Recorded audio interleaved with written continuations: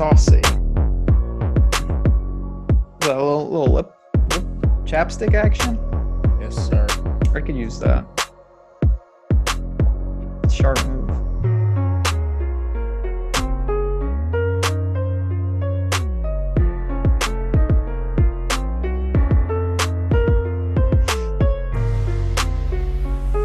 All right, it is that time once again. Third day in a row, I get to say this. The tournament rolls on. March Madness, the round of 32 is set to begin. I keep thinking it's Sunday. It's not. It's Saturday morning here. Beautiful day. And here at Awesemo.com, we're ready to break down the 8 games, 8 good ones. I am Ben Rasa. I am joined, as I always am, by Matt Gajewski. All right, one round in the books, sir. We could take a breath. That was a lot of basketball. 32 games in 2 days. Some big-time upsets. Yesterday was a little more stable. How are you feeling after the dust has settled in the first round? In a little bit of rough shape. Took some pretty bad L's yesterday on some games, but the basketball itself was exciting. I mean, the actual basketball was mediocre, but the upsets are exciting nonetheless. That's why they call it March Madness. But man, we saw a lot of really bad games. A lot of games really low in the total. Some teams scoring below 20 points in the first half. I mean, if you're an NBA fan watching college basketball for the first time, I don't think you were impressed. I love games like that. Loyola was terrible. I was like anything. It's how you look at it. Start out really hot yesterday. I had Duke. They kind of should have covered, but not really. And they didn't cover on a meaningless dunk, and that was unfortunate. And then I had LSU late, which was not. They were just terrible. But all in all, it's a day I would take. I wanted Chattanooga to win. They did easily cover. I was happy about that. And certainly early, Purdue finally looked pretty crisp. Now, they were playing an overmatched Yale team, but all in all, I was happy to see that. And now, like I said, we move on to the round of 32. Nothing else. Your boys late night, Wisconsin, got past Colgate. And then from the DFS side, how has that been going? You know, we've talked about some of the chalk options, and we're going to get into them there. Moffitt last night. What have you been seeing on the DFS side? There's 16 game slate. So we have a bunch of just brutal teams, sometimes that overachieve, and you get like Gonzaga dropping 60 bombs. Thursday was very good for me. Yesterday was not. I mean, Quinn was chalk on FanDuel. So rip if you played him. I mean, everybody did in cash and stuff. So it didn't matter a ton, but if you were contrarian, it was great for that. But I mean, it's volatile. It's extremely volatile. You have a bunch of dumb coaches that bench their best players with 2 fouls. You have blowouts. I mean, it's round 1 of March Madness. It's the time to be contrarian. A lot of teams not playing competitive basketball. A lot of games going 30 points below the total. Conversely, other games going 30 points above the total. And that's why we talk about the contrarian options. No doubt about it. We're going to get into that. Now, we have seen these teams at least for one game in tournament settings. So we have that, and we're going to dive into it. I will say, of course, sticking with us. I'm not even going to make like it's a surprise. Our friends at PrizePicks have been powering these shows all year. They do a fantastic job, and they are here with us once again today. If you haven't signed up, if you've been watching the last couple of days and just haven't gotten around to it, there is plenty more basketball to be played, and PrizePicks is a spot you want to go at for these daily prop-based contests. It's different. You're picking up to 5 players. You can get up to 10 extra entry fee, over under, whether it's points, rebounds, assists, just like the prop world. And if you are signing up for the first time, use that promo code Awesemo for $100 first match deposit bonus. You can download in the App Store or on Google Play, or just go to prizepicks.com. And in addition, you're going to get 1 free month of Awesemo Plus Platinum when you sign up using the link in the description of this video. And we have those player prop tools right on the site. They can help you. Obviously, Matt's projections are where you need to be. I've been asking about some of these big time players, Matt, over there, and I want to get right to it as we dive in, and then we'll get to the games. A guy like Baycott, I mean, they dismantled Marquette. It was just comical what they did to them. Now he gets Baylor and Thamba and these other guys. His rebounding prop is still at 11.5. Is that one you looked at? Where were your eyes drawn on PrizePicks? Yeah, that is pretty low for Baycott. It is. He did not play in the final 10 minutes of the Marquette game. Deservedly so. They rolled Marquette. Baycott, when he gets full run, he's going to play 35 plus minutes. This North Carolina team plays 5 guys, and that's it. They also play with a ton of pace, and Baylor's a team that will run with them. Baylor's also a little weaker inside since they lost Tchamwa Tchatchoua. Bacot, if he doesn't get in foul trouble, averages about 12.5 rebounds per game. So you're also getting this prop below his season average, which is kind of ridiculous to me.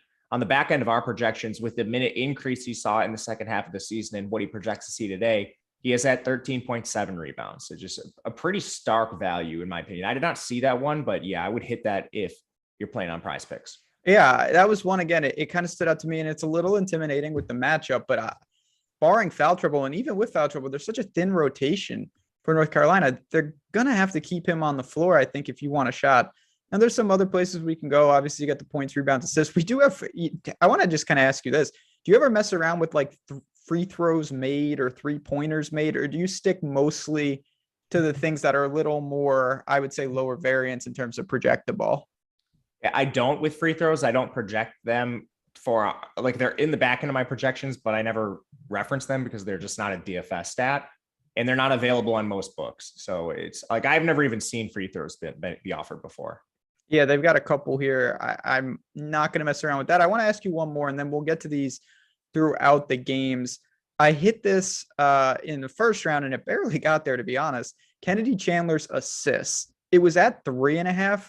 And I went over, and it did get there. Now it's up to 4.5, and they've got Michigan on deck here. I'm almost tempted to go under here. Is that one that you think is too high, too low, or just right? He projects at 3.6 with 35 minutes. He's just not their primary ball handler when Zeigler's on the floor. Zeigler plays point guard, and he's a freshman, so he's a guy that has seen an ascending role throughout the year. Chandler is not handling as much point duties as he did previously. So I think you could go under on that one. That's a solid one. There's a lot of value there, almost a full point. One I like towards the over, there's kind of overs across the board you can take. It's with Creighton. They're down 2 of their best players, and they just lost Kalkbrenner, who's their big 7-footer. He's actually a great talent, but he's really the only player that they have now that has size. So with him out, I think you can look to the over on Ryan Hawkins' rebounds. Once you take Kalkbrenner out of the lineup, you have Hawkins ascending all the way up to 8.7 rebounds per game. He's basically going to walk into a double-double here because of the pace of the game. There's a lot of value towards that. Yeah, that's going to be a very interesting situation. Kansas big-time favorite, rightfully so. We'll get to that game second. But all right, again, we'll talk about PrizePicks throughout. Chad, if you've got some questions, you hit that like button, you throw a question in there. Makes the world go round. That's what we do here on the Awesemo network of shows. About to hit 75,000 in this community. It's fantastic. All right. First game up right after us, North Carolina and Baylor. Bottom left, we've got the 1. We've got North Carolina, I think it's an 8 or a 9, obviously. Close competitive game expected as these all are. Baylor is a 5.5 point favorite, though 148.5 point total. So pretty healthy total. Let's start with UNC.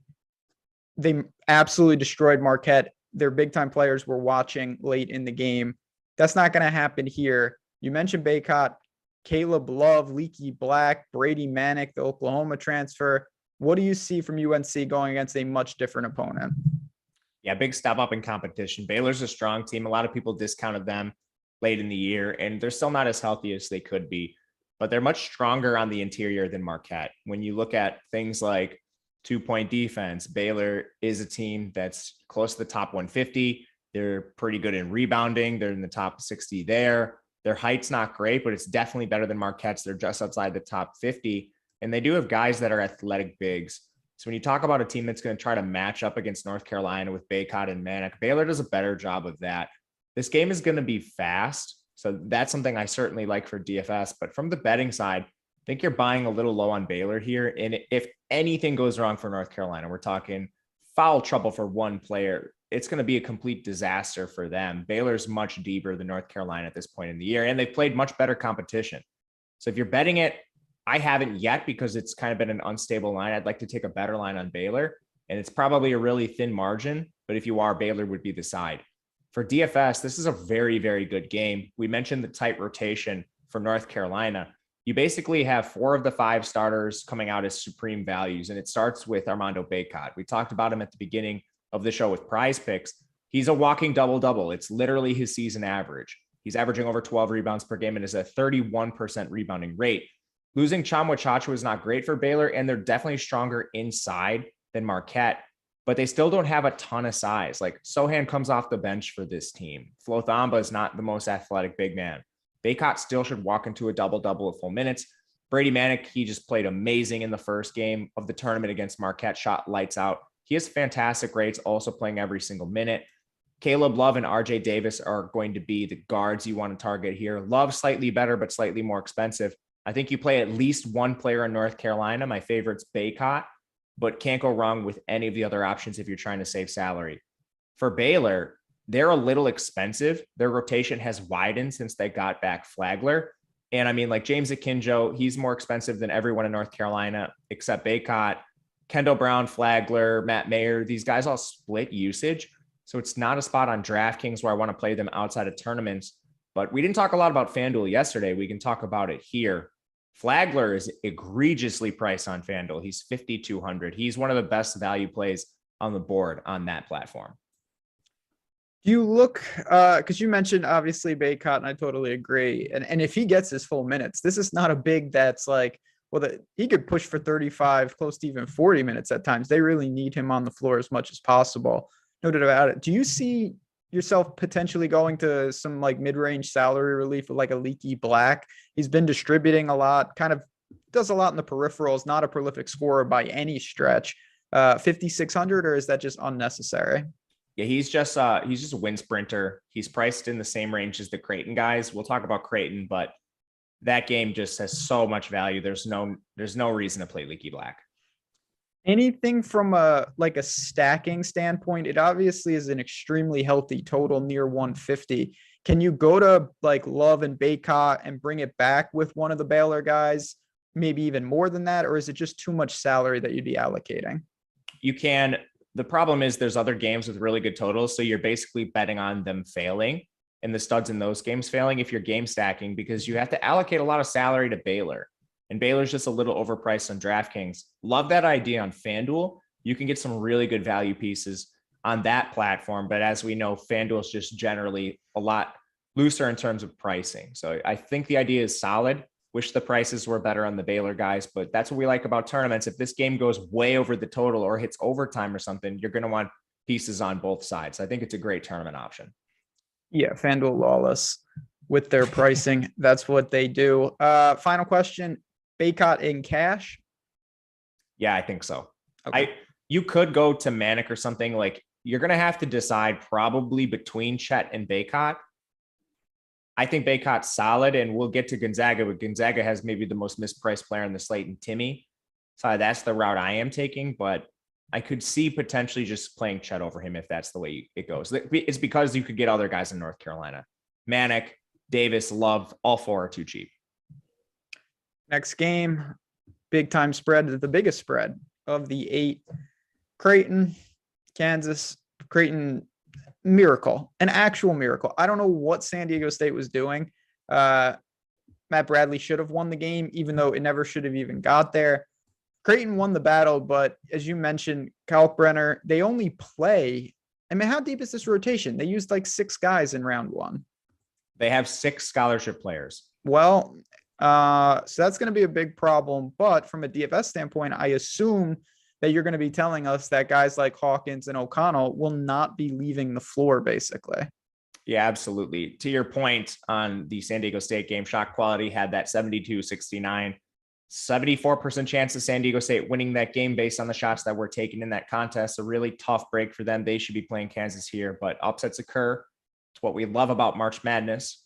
I bet Kansas in this game, and we'll get into the reasons why, but no Nembhard and no Kalkbrenner for Creighton is going to be a huge loss. Nembhard's their ball handler. They're now facing a team that puts a lot of pressure and causes turnovers. Kalkbrenner has really their only size on the floor. He's 7 feet tall. Their other starters are 6'7" or below. They're going to try to play this dude, Keyshawn Faisal, who hasn't played more than 5 minutes in each of the last 2 games, I think, as their big. He's literally the only other scholarship player with any size. So I think just by default, they have to play him. The guy has no sample whatsoever, but this is a Frankie Collins situation where he could be walking into 28 to 35 minutes, really.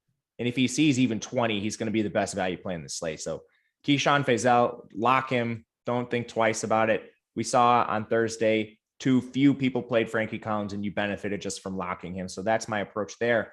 Outside of Faisal, Hawkins, O'Connell, Trey Alexander, and Kaluma all way too cheap. These guys were already playing 38 minutes before the injury to Kalkbrenner. They might not sub in this game. I hope McCormick fouls them all out. So, I mean, being serious for a second, though, say Creighton does hit some foul trouble. Do you think that they can go beyond that guy at the flat min, or is there truly nobody else that they could go to? And this guy, Faisal, if he picks up 2 in the first half, it doesn't matter. He's still going to be out there for some sizable minutes.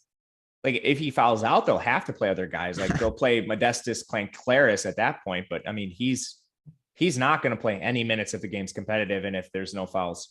And then they might just go to Rati Andranish Kalashvili, he's kind of been their 6th man, but he's 6'4". He's a guard. So he doesn't fill the need left by Kalkbrenner's absence. So they might play small ball if there's fouls. They might go to Modestus.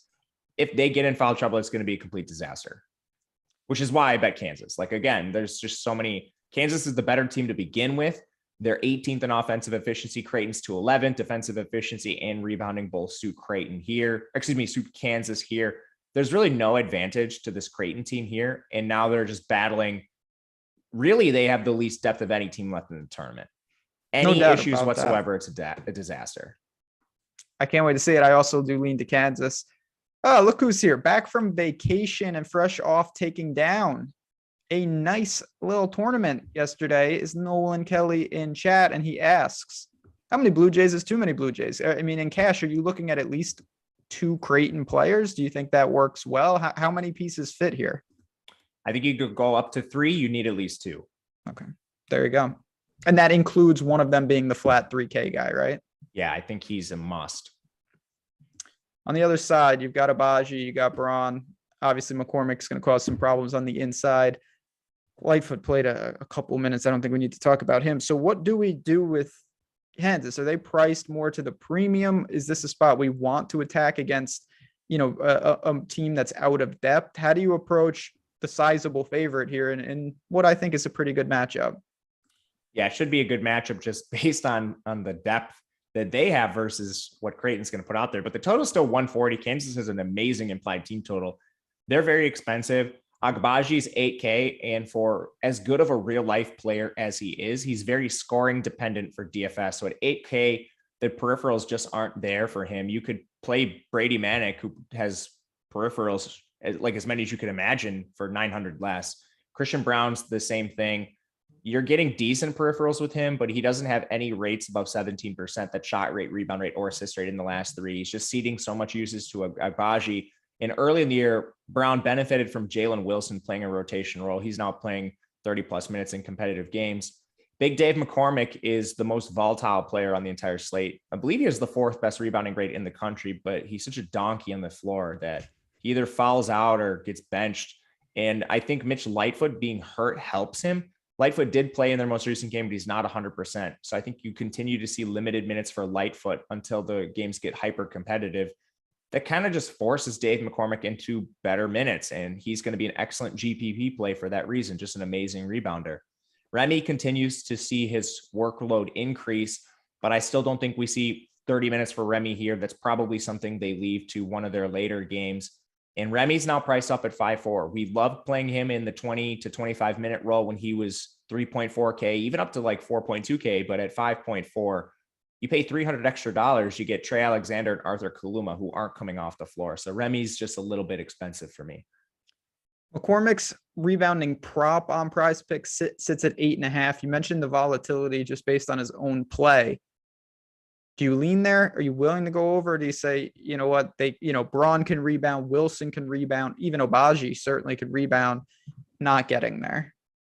Big Dave in his last 3 games has gone from 13 minutes to 29 to 23.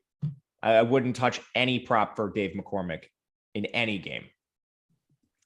There you have it. You're either going to win it by like 5 rebounds or he's going to get 2.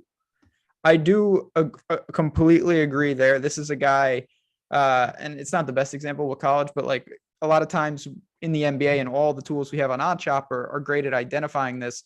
There are some guys you want to look to an alternative line prop. Like I would rather bet McCormick over 12.5 boards at like plus 300 than this static line, because when you're getting the ceiling, it's coming and he might have 3 boards because he's sitting on the bench. So I totally get what you're saying there.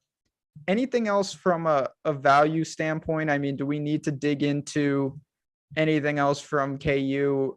The only other guy really we haven't mentioned would be Harris. Doesn't seem really playable per se. No, he's the point guard when Remy's hurt. So we liked Harris when he was getting 35 minutes, but he just won't anymore. And much like I know you already said, it was just to confirm, I don't think this is going to be much of a game. You don't either. We both see Kansas kind of pulling away and controlling. Yes, I do think it's going to be a smash for them. Good. If you're looking for betting picks, Discord's where you want to be. We've got our premium betting package, and it's part of our March Madness package. So you can get it either way. With me, Matt, the whole gang, Alex Baker, Steve Buzzard, the Colts. They do a fantastic job in the NBA. We're going to be adding even more people. Our main man, Eitan, has been hopping in, doing some things. So if you're looking for a community to have some fun and make some bets and tail our bets, that is where you want to be when I bet the Peacocks later today. All right. I asked you right before the show. I don't really get the spread, I'll be honest, and we're going to dive into it. Michigan and Tennessee. Tennessee's a 6-point favorite, 136.5 point total. Michigan started slow, was fortunate in my mind to get past Colorado State. I didn't like that matchup for Colorado State, and it came to fruition, but they still should have been better. The big question, you mentioned Frankie Collins, was all we talked about Thursday. What is the status of Devontae Jones currently, and how do we break down Michigan here? So he practiced yesterday. There's no details on that. So just some details on the concussion protocol, which is what he has. You are able to practice, but usually that's in limited fashion. We don't have practice details, so we don't know what he did in practice. He may have been a full go. He may have just been shooting around. We just don't have that information. But the one thing we do know is that this is clear cut. He either passed protocol or he didn't. So he's either going to be out there or he's not. We'll get that information pregame. Unfortunately, this is not an early tip, so you're going to have to make contingency plans if you do have Frankie Collins in your lineup. He's still a really good value. He's priced at 4.2K. He played 31 minutes and he played excellent when he was out there. We know now with the 1-game sample that he's literally just going to run point for this team if Devontae Jones doesn't play. However, you're going to have your swaps ready. And unfortunately, the value in the Creighton game will have already played. So you're looking at some pretty thin slot swaps later in the game. I think it's a nice game theory position here. Nobody's going to play Frankie Collins. They're all going to go to the Creighton value. So just know that if you build him in your lineups, you might just be eating some really negative EV positions if Devontae Jones plays. Outside of him, we know Hunter Dickinson will be playing. He'll be doing everything. He was good against Colorado State, just very efficient. Did what he did, racked up a lot of blocks. 8,200 though, that's a pretty premium tag. How does he fall on the priority list when you're actually constructing your lineups? He's low, but he won't be owned. So he's basically a walking 30 points, fantasy points, because he's over 20% shots and rebounds. And like Creighton, they don't have any depth. They just don't play anybody else other than Dickinson. So even in foul trouble, he's usually out there. Just a much more difficult matchup. This was a dream matchup for him in round 1 against Colorado State, who doesn't have any size. Tennessee's the exact opposite. Tennessee's 32nd in interior defense. They're a solid team in rebounding, inside the top 60, have decent size, and their bigs are all athletic. So that's going to be a major problem for Dickinson here. I would rather play cheaper guys on UNC in that price range or just get to Drew Timme. And then the guards all cannibalize each other. Yeah, so that was my next question. Brooks, Houston, these guys just not able to get there with 8 games. Right.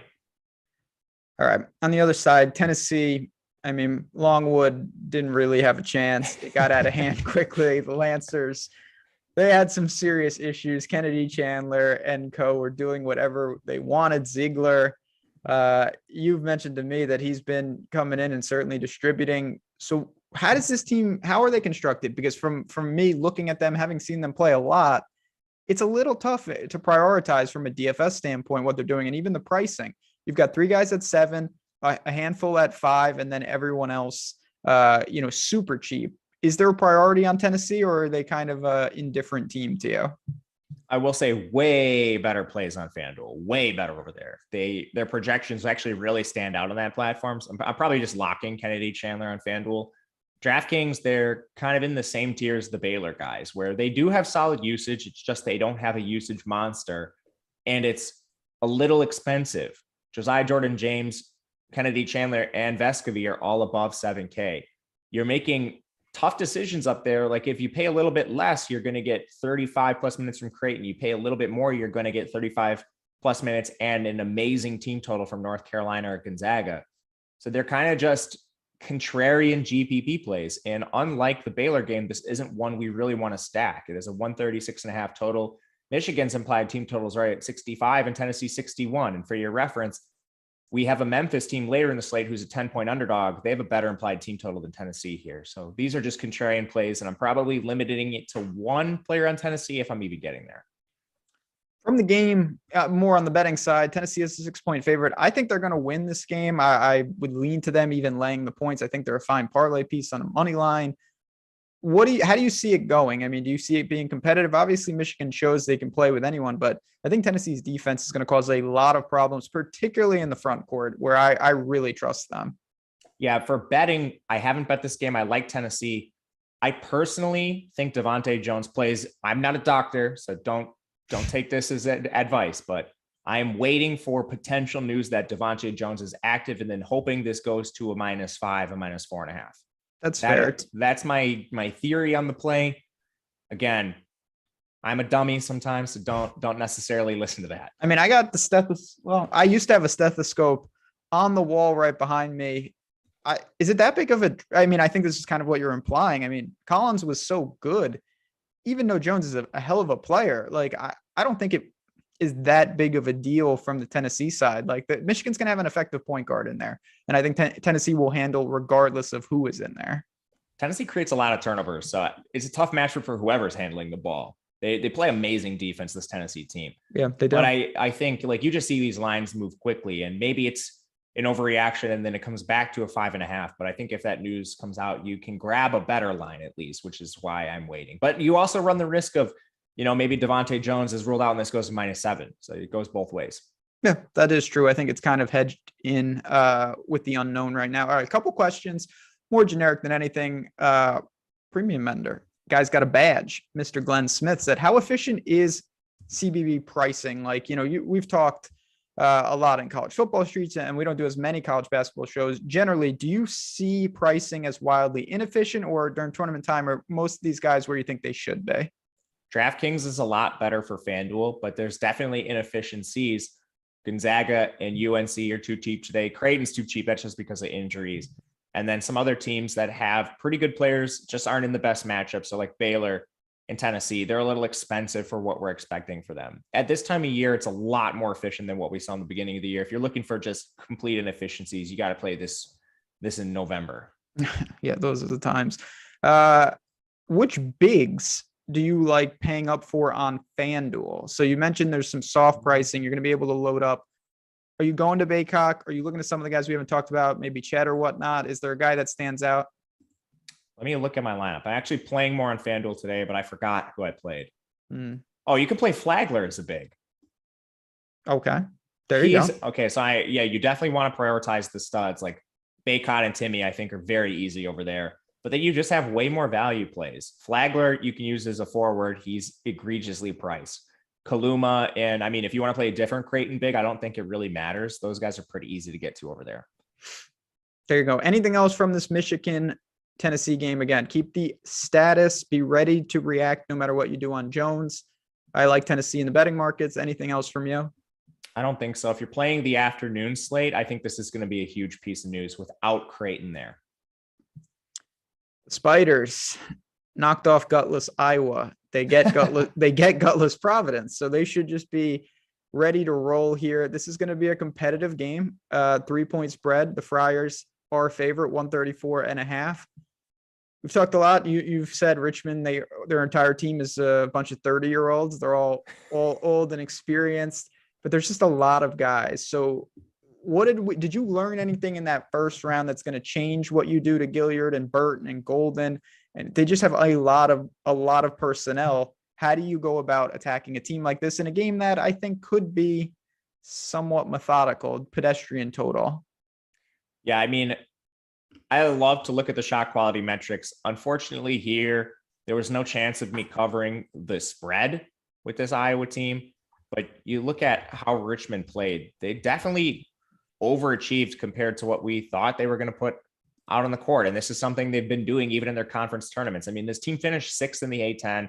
They beat some of the better teams in the conference. They upset Davidson. They upset Dayton. They upset VCU. Those are the three best teams in this conference. Richmond playing way better than anyone ever expected. And excuse me, this game should have been an Iowa win 77-70. I think I said they shouldn't have covered, but Richmond would get the win. Iowa actually should have won that game based on the shots they took on the floor. They had a 74% chance of winning the game. So seeing Iowa lose by 4 is just an incredible deviation from the outcome that was expected in the game. I was also trying to fade Providence. I mean, that was, if you look at shot quality, there was another game that they should have lost to South Dakota State. The shot quality score was 77-69 and just absolutely egregious. South Dakota State wins that game 77% of the time.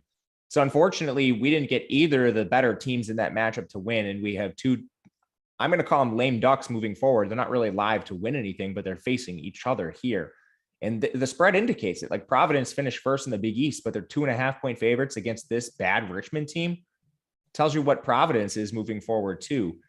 In the matchup, I do think Providence has some advantages, but I mean, we're talking really thin plays here. They're just a little better overall of a matchup, I think, than Iowa was against this Richmond team. Richmond doesn't have any size. They don't rebound well for their size. I mean, I guess I should say they don't play to their size. They actually are pretty tall, but being 295th in rebounding with Golden and KO in the interior is pretty egregious. They're just a bunch of soft big men. Even though Providence doesn't have like the deepest rotation of big man, Horkler and Watson are going to be a problem for them. So I like Providence overall in the game. It's not like a must play in the betting markets or anything like that. But when we get to DFS, the total is really low. Neither team's even implied for 70 points. Outside of Gilliard, I think I would just X out the game. Really? Okay. So you're clearly not looking for anything in cash. Is there anyone on Richmond? I mean, you kind of alluded to this yesterday with the team where you're just like, there's someone could have a big game, but you're drawing like a 1-10 shot. Is that how you kind of look at Richmond, that one of these guys may consolidate usage, but it's just impossible to predict? Or you just think the environment is really not conducive to any of them, even in tournaments? Jacob Gilliard plays every minute. 40 minutes in 8 straight games. That's made his usage climb to drastic numbers. 27% shot rate, 37% assist rate, even 13% of the rebounds, and that's not his game. So he's definitely in play. He's still a little more expensive than the North Carolina guys, and he's a little cheaper than Drew Timme in a game that has a 20 more points expected. So that's an issue for Gilliard. But I mean, you can't go wrong with a dude playing 40 minutes. He's definitely the guy I want to get to on this side. And I kind of glossed over Providence. The reason is they play 8 guys for a team with a really low total. I do think Horkler is interesting if you want to play a contrarian option on Providence. I would much rather play some of the big men for Creighton or just really anyone on Creighton. But Horkler's had big games before, and he definitely exploits an advantage against Richmond on the interior. So that's worth mentioning, but still not something that I really want to get to. Like Reeves is playing through an injury right now. Durham's playing through a sports hernia. I like them in real life, but for DFS, there's just not enough consolidated usage. What about my main man, Nate Watson, who has once again he did nothing in game 1. His PrizePicks numbers are 12.5 points over under and 5 boards over under. It doesn't seem like in 25 minutes he's getting there, but is this matchup a boost up where he could, or do you look to short that potentially? This dude, we talked about how soft Richmond is. Nate Watson, I don't think anyone has underachieved their size this year. He's 6'10". He's averaging 5.4 rebounds per game at 6'10". The guy's playing 28.5 minutes per game. Like, there's not a softer big man in the country outside of maybe some mid-majors, but I mean, like, he just doesn't have it. He's not a good player. So I would not take props on him. Do you have interest? I want to ask you one more prop, if I can, from this game, in terms of the Providence side on Durham. He was someone I liked in round 1. He was good. I mean, the game was so ugly that it was hard to see much. His points prop is at 12.5. Is that about right? I kind of lean over there, given what he does for this team. For Durham, let's take a look. Like he's their best player. He's just playing through a hernia. So it's hard to He was project good him. against South Dakota State. I was I have him at impressed. 12.9 points. What's his prop? 12.5. So you lean over, maybe just by iota. Yeah, just a little edge towards the over, perhaps. Why not? Live a little. I think he could push for near 30 minutes as he did in the first game. He had 13, 8, and 6. He took 12 shots. He's almost a lock for 10 plus attempts. Not efficient from 3, but he takes them. Certainly can get to the line. I think he could have a pretty good game today. Yeah, he's their best player. Besides Nate Watson. At what? Yeah, fair point. Anything else from this game? You kind of mentioned you lean Providence, looking to lay the 3. Yeah, I found a 2.5 earlier, so I'm going to stick on that. I don't know if I would take 3. Yeah. And again, if you are looking to make these bets and you want to know, well, are there any 2.5s out there? Oddchopper.com. You just go, no sign up, just click compare NCAAB odds. I use it every single day when I make my bets. I quickly see, okay, there's a 2.5 over on this site. Boom, bet it. You're done. Save those points. Makes a gigantic difference. If you don't believe me, just look at the Duke box score yesterday when that fool, they just give Cal State Fullerton a dunk for reasons unknown. Very, very disturbing. All right. Halftime, halfway home. And again, I just want to remind people, I know we're alluding throughout the show. If you have not been over to PrizePicks, it is a great way to boost that bankroll. We've got the package. You get the free month. We've got the tools to support it. And again, you're going to get that $100 deposit bonus with the promo code Awesemo.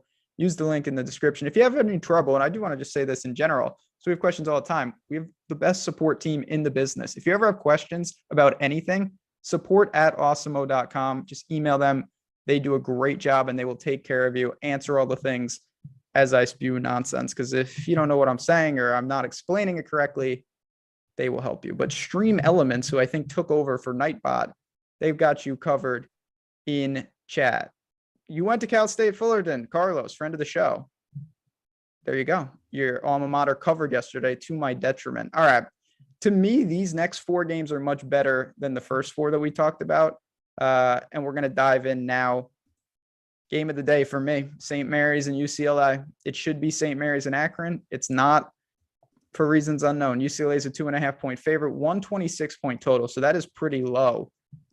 Does that render, let's get right to it. Does that render this game a tough sell in DFS, or is there still stuff to mine considering the talent out there?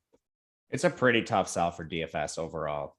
I mean, this total is just so low. 126. Neither team is even implied for 65 points. So outside of just an absolute monster performance from a single individual, I don't see how this gets there. UCLA is very content playing to the slow pace of St. Mary's, and we've seen that multiple occasions this year. So it's Tommy Kusa on St. Mary's, or maybe like a Juzang because of the high shot rate, but his price is now coming up a little bit since he got hurt falling off the scooter mid-season. It's a really tough sell for DFS. For the betting markets, I tentatively lean UCLA. They just played much better competition, and they played so hurt throughout the year. They're finally healthy with all 5 of their starters, whereas St. Mary's played in a much weaker conference. So it's a level of competition thing. Don't feel strongly about it, but if I had to pick a side, it would be UCLA. I can't go against the family. I'm going with St. Mary's. If I had to pick a side, I've kind of planted my flag that they are live to make a serious run in this tournament, and I still believe that. I think the key, and I don't know if he's DFS relevant, but to me, the key to the game is toss. Need him to be big on the inside. Obviously needs to stay out of foul trouble. He was good against Indiana. Do you think he can be effective in a game like this? Yeah, neither of these teams has great size. And in particular, St. Mary's is pretty poor at rebounding. They're 252nd. UCLA, despite some of their size limitations, they don't play with the biggest lineup. And the size they do have, Cody Riley, he's at risk of fouling pretty much constantly. But St. Mary's, they're coming in 252nd and rebounding to UCLA 66. So if you're going to see this getting done on St. Mary's, Toss needs to have a good game. Anything from like, I don't know why. At one point this year, Fotu was in the rotation pretty heavily, and then he's really fallen out of favor. He's just playing kind of, minutes in the teens. He's 33 over on DraftKings. Too thin. You just obviously rather go to the flat min guy on Creighton. Yep, 100%. Okay. Anything else from that side? I think we're good there. Kuzi and Toss, one-time dealer. Just get it done. on the other side, you've mentioned the talent, Juzang and all them. I will say the guy who seems to just be carrying them in my mind is Jaime Jaquez. He shows up every game, even against Akron. You know, he made some big shots down the stretch. He's 7,500. Again, it's just that opportunity cost. Are you making room for him? If you get to him, you get to him. Or are you actively not trying to get to him? I'm not really trying to get to him. There's just so many better plays in that range. I think the floor is good, but the ceiling it doesn't seem to be there unless he scores like half the points. And you've got a distributor in Tiger Campbell, who made a couple outrageous threes. He's a little cheaper, but again, is there just like no ceiling there? Anything else for like Bernard? Obviously, the other rotation players for UCLA, what do you see on them? Is it spite specific, or is it just a stay away altogether? Yeah, I would rather play the Tennessee guys, the Baylor guys on FanDuel, on DraftKings. Would much rather play the Creighton guys in that range. Maybe even some of the Arkansas guys we'll talk about in a little bit. They're just too expensive. I mean, like Johnny Juzang has an amazing shot rate. He leads the team in usage at 20.5%, just not something you want to target in a 126 total. Tiger is their facilitator. His shot rate's really high right now, but that's historically not how he plays. He has the lowest shot rate of the big four on the season. He's your assist guy. So outside of the anomaly performances, and we've seen a few of them lately, he's not a guy that has a major ceiling. And Jules Bernard's your glue guy, good really everywhere, but not outstanding anywhere. So that's tough to target at 6.2. I'd rather play Tiger. With that said, all this is in just the worst game environment on the slate. Before we move on to the last three games, because we have a little time here, I do want to just ask you, because I like to get your insight into the betting markets here. Were you surprised by either showing? St. Mary's murdered Indiana. They took them apart. It was not even close. And then UCLA struggled with Akron, could have lost that game and pulled away. What were your takeaways? Was there shot quality issues? Was it just inferior competition? Indiana's no good, or Akron's better than we thought? Is there anything that leads you to change your process in this game, or is it just, the first round and that's what we got? The shot quality score of the St. Mary's Indiana game was 69-61. So much closer than the 82-56 at the final, actually. So that's how the game ended up. But I mean, St. Mary's so clearly won that game. They win the game 77% of the time. Just they don't win by 26 points or whatever it was. So St. Mary's has a lot of egregious losses on their resume outside of like the great wins they do have too. And that's kind of just the West Coast Conference. They're 4-7 in quad one play, 6-0 in quad two. A lot of those games are against Gonzaga, Santa Clara, the other San Francisco, the other good teams in the Big West. They don't play a lot of quad one teams in non-con. So it's tough to evaluate them. And I mean, this is a situation where a St. Mary's team could be much better than their projections, and they can be much worse. UCLA, we kind of know what they are. They played in the Pac-12. They play in a solid conference. They played solid non-conference play, games against Nova, Marquette. They played Gonzaga. I mean, it's just a more known commodity, I would say. Fair enough. Yeah, I mean, I didn't know much about Akron. It was a low methodical total there, and they did hang in. When push came to shove, obviously UCLA did wake up and put their foot on the gas and ended up winning. But yeah, the margin of victory for shot quality in the UCLA game was 64-55, and the final score was actually 57-53. Yeah, it was an ugly game. They had their chances, but really ugly. Yeah, it was ugly. I'm not going to lie. We'll say close competitive game there. I'm not sure if I'm going to have a play on it in the betting market again. Hop in our Discord. You can sign on up in the link and you will know if I drop those picks. All right. We got 3 games left. The game that I'm not sure anyone predicted is upon us. We've got the Peacocks of St. Peter's, 8.5-point underdog, taking on Murray State, 2 of the most exciting games of the first round. St. Peter's wins in overtime against Kentucky. Obviously a crazy outlier, but credit to them. They took multiple punches and got back up. Murray State won in overtime as well in an outrageous game. San Francisco's star guard did everything he could and then some, but just, Williams on the inside, Brown on the outside. Murray State's a pretty good team. Can St. Peter's hang in here, or is the run a one and done? St. Peter's is a great team on defense. They're 9th in defensive efficiency. They play slow. They're a team that is live in games like this. We saw it against Kentucky. But for DFS purposes, they run a nasty rotation. They're all cheap, so you could maybe get to some of these guys. As far as against Murray State, it's not one that I want to bet. We're talking about two really low-level competition teams. Murray State beat a shorthanded San Francisco to get here. And St. Peter's, while the upset of Kentucky is amazing, according to Shot Quality, you play that game out, Kentucky had a 98% chance of winning that game. You had a 2% outcome for St. Peter's to be in the second round here. For DFS, the total's low at 130. St. Peter's, the only thing keeping them even in play is their prices. You have Drame at 47. You have Banks at 46. Eater at 43. The Creighton value is better than this. I think there's even a couple value plays a little more expensive that you'd like to get to instead. It's maximum one play for St. Peter's, and that's it. What about like Eater? Yeah, he would be in that category with Drame and Banks. I would only play one of them, but they're cheap enough. I think just whichever one fits, you'd be just okay with. So then just to add to that point, because you mentioned they're all in that same category, what is Indefo? Because he's a couple $1,000s more expensive. Does that render him unplayable? In my opinion, yes. Okay, fair enough. I do think that St. Peter's will hang in this game. I think it's going to be a pretty low scoring game. I respect their defense. I don't think Murray State is that good. I expect a close game. I found +9 out there. It's out there readily available. I took it. But if they're going to cover that, they're going to have to figure out what to do against KJ Williams. And I don't know what they can do. But then again, they just beat a team that had Oscar Sheway. So 8,400 for KJ Williams. Where does he fall? You know, he's right next to guys like Dickinson. Would you rather play him? Is he a priority, or is Baycott and some of those guys still above him? I think he's a great GPP play, and that comes from the really low total. Some of the strongest advantages to this Murray State team are size. In rebounding, they're 35th. St. Peter's is 105th. In effective height, they're 160th. St. Peter's is 251. And Sheboy had a monster game. They just couldn't close it out. A lot of it. I mean, if Kentucky hits their free throws, they win. And in this spot, you have a Murray State team who isn't good at free throws either. I mean, I don't think it matters too much in the game overall.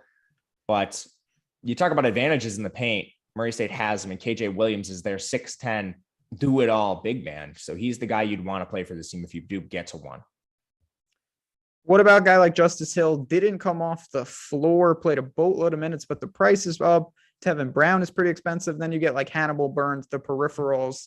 How deep can we go on Murray, or is it just go to the big as a GPP upside play and forget the rest? The other guys have played pretty well recently. Tevin Brown, I would rather just play KJ. Justice Hill, maybe in tournaments. I think it's clearly KJ the best play, then probably Hill second, Tevin third. Maximum one from this Murray State team. No room for Hannibal or Burns?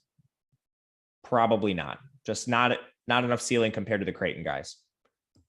Last guy, I just want to mention him because he had a huge game from the clouds. Skipper Brown, 3,100. The guys they're like, oh, he's a 40% free throw shooter, just nothing but net. Easy game. Is that just chasing if you go back there, or do you think that if this Creighton guy is super popular, that's a GPP pivot you could make at 3,100? Excellent name for Skipper Brown, but no, I'm not playing him. His rates are extremely low. He doesn't even have 10% usage. Fair enough. Yeah, he had a double-double in that game. He took 12 free throws, which is like, I'm just, not that I know anything about Skipper Brown, just looking at the, it's like more free throws than he had on the season combined. Very, very disturbing. I think there's definitely a chance that we see St. Peter's getting ready to take on Zach Edey in next week, and I hope that happens. So we will see what we get to there. Paul, thanks for everything. You're quite welcome. Good stuff. Appreciate that from him and Detroit Tigers. All the fans are rolling. And again, if you have questions at @_Gajewski, a great follow at Jezrez DFS, a mediocre follow, but a follow nonetheless on Don't Twitter. say that. That's not true. It's true. You want some occasional golf tweets and some college basketball complaining. I am your guy. New Mexico State and Arkansas, another game that I don't think a lot of people expected, but at the same time, I think if you watched Connecticut and New Mexico State, it didn't look like the worst team got lucky. It looked like New Mexico State just handled them. Arkansas 6.5 point favorite here, 138 total. Let's start with New Mexico State. It's only been one round. but Teddy Allen is on the short list of best performances. He's probably at the top. He had 37 points. He was dominant. He was 13 of 13 from the line. He played 39 minutes. He's 7,300. Do we go there? Is it chasing? What do you do with the guy who absolutely exploded in round one? Yeah, he's a monster. He's clearly the guy you want to play for New Mexico State if you play one. A lot of issues in this game overall. You have two teams with severe limitations. Arkansas's limitations, their coach. They're very good at recruiting a bunch of phenomenal athletes. They'll just auto bench players with 2 fouls and they'll lose games because of it. That might be the case here. New Mexico State's issues, they only let one guy handle the ball. It's Teddy Allen. So he'll throw up a bunch of really bad shots. It's awesome when they go in like they did against UConn. The final score was 70-63. The shot quality score was actually 62-57 in favor of UConn. UConn wins that game 57% of the time if Teddy Allen doesn't hit a bunch of brutal shots that he took. Now for DFS, I don't care what shots he's taking. I just want him to take them. And when he's not in foul trouble, he plays every single minute. Last 4 games, 39-23, he fouled out in that game, 40 and 40. Usage rate above 20%, shot rate 25%, rebound rate 18, assist 18.5. And in the last 3 games, they've been much, much higher than even those numbers. Teddy Allen at 7,300. He's kind of the one player, despite the bad team total. I'm okay if you want to play Teddy Allen over Caleb Love and some of these guys here. He's their entire team. And I don't want to play anybody else. It's just Teddy Allen or move on. So that's where obviously I was going to ask you next. McCants, Jabari Rice, these guys, there's just not enough to go around, even if they're filling it up in peripherals. So it's just Teddy Allen. Not looking to pair him, not even looking to isolate anyone else on this team. They're not even that active in peripherals. Like Teddy Allen has his hands on almost every single bucket in one way or another that goes in, whether it's shooting, assisting, or getting a rebound and then shooting it himself. Wow, they have Mike. This is nobody cares about this, but Mike Peake is on New Mexico State. I think I used to play. Mike Peake? He used to be on Austin Peay when they had Terry Taylor. Terry Taylor, people know him in the NBA streets now. I was the original Terry Taylor backer with the Governor. Forget how much you like Austin Peay. I do. I should have wore the sweatshirt. And instead, I'm wearing the Horschler North Florida Ospreys, baby, his former home. Anything else? I mean, you kind of already alluded to this. We're not going to talk about McNair. No value on New Mexico State either, right? No. Okay. Other side. And then we got a couple questions in chat we'll get to. Talk some other things. We'll talk lineup construction, and then we will pass it on. Coming up next, the MMA live before lock. It's a little afternoon MMA action from London, I believe. We've got that NHL, NBA, whatever you guys want. We have you covered here on the Awesemo family of shows. And if you're looking to get behind the wall and use the tools that Matt and everyone, Alex, the whole team, awesemo.com/join. Great resource. You mentioned the coach, but they do have the guys. They've got Note, they've got Williams, Moody, Tony, a lot of guys we got to talk about here. What are you doing with this Arkansas team as pretty sizable favorites in this spot? They're a solid team to target. They just come with more risk than the other teams in this range. You have Note, who's right up there in terms of usage with some of the best plays on the slate. He actually has a 23% usage rate. It's amazing. It is one of the better marks on the slate, and he'll play every minute when he's not in foul trouble. The issue is Arkansas is a horrible coach. He benches anybody who gets 2 fouls in the first half. So in the last 2 games, Note's played exactly 27 minutes. And they lost one of those games and they almost lost the other. So mark my words, they will lose a game in this tournament because of their coach. They did last year as well. That just makes Note more risky than Timmy, than the other players in that range. But the ceiling is just as high as them. So for tournaments, you definitely want to get there. And that's the same argument for every one of these players. Stanley Amude plays 40 minutes when he's not in foul trouble. Jalen Williams, he'll play 35 plus. Adisi Tony, he's been at 40, 39, and 38 in the last 3 games. Very lucky not to get in foul trouble himself. And then they play minute roulette with their 5th player. Devo Davis, in the last 3 games, he went from 5 minutes to 31 to 36. Chris Likes and Trey Wade, just minute roulette. There's no plan for Musselman when he comes into these games with that 5th player. I think Davis is an interesting tournament play at 4,700. He gives you some pivots away from, like a Frankie Collins. If you play him on the late slate, you could move to Davis. They're in the same price range, but the minutes are really risky. Usage is bad. He's a peripheral player. And then Tony's actually a pretty decent pivot off some of the Creighton guys. He's right in that same price range. He'll play every minute when he's not in foul trouble, and the rates are actually good for Tony. Team total is good. Matchup doesn't scare you. Their coach does. They have a bad coach, man. That's what it is. So can you play some of these guys to get, like, are you okay playing Note plus one more Arkansas? Or is that too much? For tournaments, I think it's fine. You probably use an Allen on the other side in those constructions. Couple questions from chat. So out of the values, we've got Creighton, the guy at the flat min. Is it just Creighton really for value? Like today, is that the best spot you're going to, just attacking them in general? Or is there another guy that we have not gotten to, or that I'm glossing over here? The best pure value play is the Creighton guy at the min. The other Creighton guys are underpriced, but they're not really values. They're all between 5 and 7K. One guy we didn't mention, and I kind of know where you're going to go here because you've already mentioned the team. What about Logan Johnson? Not interested. Okay. Teddy Allen or Gilliard? Both going to play about 40 minutes, it seems like. Teddy Allen. Much better game environment. Much better game environment. Yeah, and he's just the guy's a machine right now. We'll get to Nole in a second. Kentucky, yeah, Purdue does have it wide open. Money coming in on UNC, good. I like that. Fizzo for 3K, yes. All right, I think we've got this covered. Last question: did you bet this game?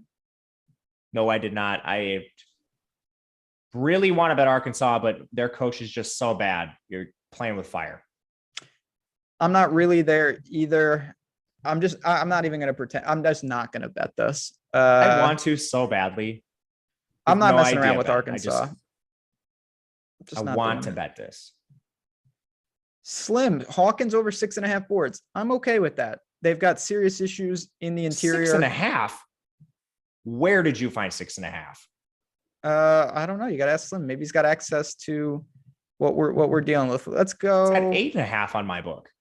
Hawkins on PrizePicks is at 7. So I'm there. 6.5. Yeah, that's good stuff. It's an auto lock. Which min Creighton guy? Fiesel. Fiesel's the guy. Yeah, Fiesel's the guy for sure. 6.5. 6.5. This guy is destined to get 5 fouls now. All right, here we go. The final game, and then we'll wrap it up. We got a perfect timing here. We're going to be all good. Memphis and the Zags. This could be a wild one. 154.5. Gonzaga is a 10-point favorite. They slept walk and then nearly covered in the first game. Obviously, they've got talent through the roof. I want to start this with just a question that I was stunned. And he only played 3 minutes, and I'm not saying he's relevant, but I didn't even think Amani Bates was with the team, I'll be honest. So what's going on there? Is that something that we need to monitor or what? No, he traveled with the team, so that is what we knew, but we did not know whether he would play or not. He hasn't played. His previous game was January 27th. He had a severe back injury. It appears the rest has allowed him to be healthy enough to suit up, but he played 4 minutes and they played substantially better without him. From the month of February on, they were the number 2 team in the country on Bart Torvik. I don't anticipate Amani regaining his role. I think he's just, like Duran and DeAndre need a breather for 2 minutes till they can come back on the floor. All right, Amani, don't do something stupid. What do you do with the rest of this team? Obviously, Memphis they've turned the corner. They're playing good basketball. There's no doubt, but this is a whole different beast. How many can we target? It's a great total. What are you doing with the Tigers in general? Yeah, great total. Memphis, again, they're playing a slightly more condensed rotation than they did early in the year. You're still going to see 10 guys, but you've consistently now seen 30 minutes for Landers Nolly, Alex Lomax. DeAndre Williams is flirting with that number, and so is Lester Quijones, Jalen Duran as well. That's a pretty tight rotation for this Memphis team historically, and a lot of them pop in projections. Jalen Duran is probably the best player in terms of raw projection. You just have to know that he's facing the teeth of Gonzaga. You have Chet Holmgren as one of the best defenders in the country because of his length. That's where Duran's going to be banging in the paint with him. I like Nolly. He's probably my favorite play here. He has an excellent shot rate. Last 3, it's above 20%, solid assist rate, does a little bit rebounding here as well. With Nolly, you're going to see him play 30-ish minutes. I think there is a potential for him to play more. Again, Memphis has gotten up to some pretty good leads. They got blown out by Houston in their second most recent game. So you haven't really seen them in the most competitive affair recently. And I just wonder if there's an untapped ceiling with some of those guys. Cash viable? Is there anyone, or is it just if you get there, you get there? The total's so good. 154.5. Again, Memphis has a better team total than like Tennessee, and they're 10-point underdogs. Their same team total as Arkansas, who's a 6.5-point favorite. I think Nolly's viable in cash. Lomax, I wish he did more. He's a wind sprinter. He just passes and that's it. So there's not really a ceiling with him. Duran, I think he's somewhat cash viable. He just has the toughest matchup on the team. I want to play Nolly in cash is where I'm at with this Memphis team. You could maybe play DeAndre if he's like your last man in or something. So if you had a 1v1, Nolly or Meyer on FanDuel? Nolly. There you go. Other side, the Zags, Chet, Timmy, other super players. I mean, you got to love it. They're, of course, in a fantastic spot, but you're paying the premium for some of these guys. So what do we do here? How many Zags can you fit in lineups comfortably? I think you want to get Chet and Timmy in cash games. I'm still really debating Chet versus Baycott, but I think the more I look at it, it's got to be Chet. 82 implied team total, 10-point favorites. Both these teams run. They're two of the fastest teams in the country. They're both solid on defense, but like you're just talking about a different animal here with Chet, and it's reflected in the total. In competitive games, Chet and Timmy are both going to play massive minutes. They've both been limited recently by blowouts. Neither of them even played 30 minutes in the last game. So Chet and Timmy have such a good ceiling. I think Timmy's the best player on the whole slate at his price. He's just so active everywhere, leads the team in usage. Now we're talking about a minute up spot. He's 7,800. So the debate to me is, do you play Chet and Timmy together? Do you play Chet over Baycott? And I think for cash games, you just do. For tournaments, maybe you hope that Timmy eats all the usage and Baycott can outscore Chet. But those are the two best plays in this game. Nembhard, Strother, and Bolton don't do a lot. Nembhard he's more their ball handler, so he has to get there peripherally. The shot rates come up for him. It's at 19.5%, but you're always worried about that going to Chet and Timmy. Like Nembhard played 37 minutes. He's just like their main ball handler. So even in blowouts, he plays a lot. If Timmy and Chet are on the floor more, you'd like to think that shot rate comes down in favor of the two just monstrous bigs. And then Strother and Bolton just don't do anything. They're two glue guy wind sprinters. They just defer to the big three. So I don't really want to play them. And there's no path for Watson. He needs blowouts, and we had that potentially in game one. We do not have it here. There you go. Okay, let's recap just a little bit. We'll answer some questions, and then we'll bounce on out of here. Favorite prize pick for me going back to the top, it's going to be, I think Slim brought up a good point. I like the over on that Hawkins rebounding. I also like the over on Baycott's boards at 11.5. I think that's a line that you can attack. Are you in line with those, or is there another one that you want to mention? No, those are good. Favorite bet on the day? Kansas. Kansas. Mine would be, I have a money line with Tennessee and Kansas, where I don't think there's any chance Kansas lose, obviously. And I think Tennessee on the money line is going to get this done. You're laying some juice there, but the number still checked out for me when I was looking at them. If you want our full betting cards, get inside the Discord. You can use the promo code. Let me see those picks. Guess big discount. You come in for the week and you try it out. Timberlake ? No would be the answer there. Favorite guard plays on DK. Once again, just like Thursday and even Friday, I feel like the front court is where you're allocating most of your salary. Is that fair, or am I missing something? No, you're right. You want double upside because you get a bonus for it on DraftKings.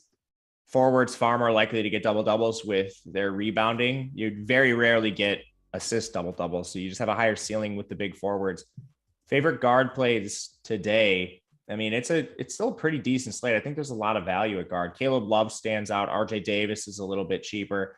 And then you can actually play some of these guys that are forwards at guard. So you can play like Nolly's eligible at both. I think he's a great play in the guard position. Teddy Allen is probably the dude that has the highest rebounding rate and just overall usage for New Mexico State. You can play him at guard. And then, of course, just the cheap Creighton. So Trey Alexander, AOC, whoever really fits. AOC. Alex O'Connell. I call him AOC. I realize there's another human with that nickname. So I'm not talking political. I'm talking basketball. Always basketball. Always basketball. That's what we do on this show.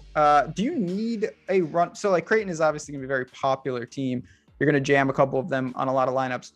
Do you feel fine not having a run back on Kansas, or are you going to look to a Kansas run back? And if you do, who might that be? For tournaments, for cash games, no, I'm not. For tournaments, I definitely think you can. Agbaji's the dude with the high shot rate. He's expensive. So I think you would rather take like a Jalen Wilson who's cheaper and hope the shot rate just comes up a little bit and the double equities there. The same thing with big Dave McCormick. Otherwise, Remy's your cheap guy and he's continuing to ascend. So if Remy gets like 26 minutes, he could still be a fine play. There we have it. We've done it. 8 up, 8 down. Again, friends, thanks so much for hopping in with us. Hit that like button on your way out. We got over 300 people in here. It is awesome to see. For Mike behind the glass, for Matt, and for myself and everyone, we appreciate you. If you have any questions, hit us up. And again, tomorrow, same time, same place. We're going to turn it over. The MMA show is coming up in just about 20 minutes. You've got Pete the Heat and Jason Floyd giving you the goods. I will absolutely be watching. So until tomorrow, good luck, everyone. Enjoy the games. We'll talk to you guys soon.